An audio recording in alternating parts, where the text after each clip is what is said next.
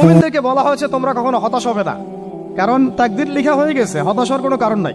একটা প্রবণতা আমরা সমাজে দেখছি আত্মহত্যার। ইয়াং জেনারেশনকে আমরা নসিহত করবো যে ভুলেও নিজের জীবনকে বিসর্জন দিতে যাবেন।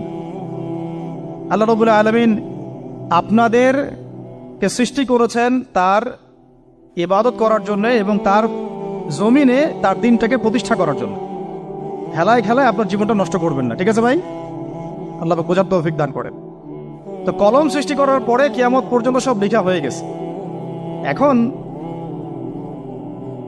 আমাদের এই পৃথিবীতে তো মানুষ ছিল না, ছিল? এদিকে মনোযোগ দেন। এই পৃথিবীতে কি আগে মানুষ ছিল? এই পৃথিবীতে আগে কি ছিল তাহলে বলেন?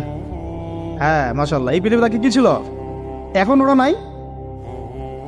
সবার সাথেই কিন্তু একটা করে আছে, কমপক্ষে কয়টা করে? সবার সাথে কমপক্ষে একটা করে। আর কোন কোন জায়গা আছে যেখানে জিনের বড় বড় আখড়া আছে। পৃথিবীতে যে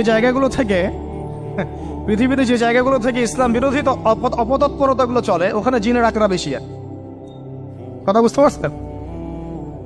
তো জিন জাতিকে আল্লাহ পাক ধ্বংস করে দিয়েছেন তাদের পাপের কারণে, আল্লাহ দ্রোহিতার কারণে, অবাধ্যতার কারণে। এখন আল্লাহ রাব্বুল আলামিন ইরাদা করলেন পৃথিবীতে আমাদেরকে সৃষ্টি করবেন, মানে মানুষকে সৃষ্টি করবেন। আল্লাহ পাক তার সমস্ত ফেরেশতাদেরকে একত্রিত করলেন।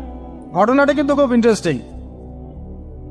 আমি জানি এখানে ওলামায়ে কেরামও আছেন, তবে আমি সবার জন্য প্রযোজ্য হয় এমন কথা বলারই চেষ্টা করছি, কারণ অনেকে হয়তো এগুলো নাও জানতে পারে।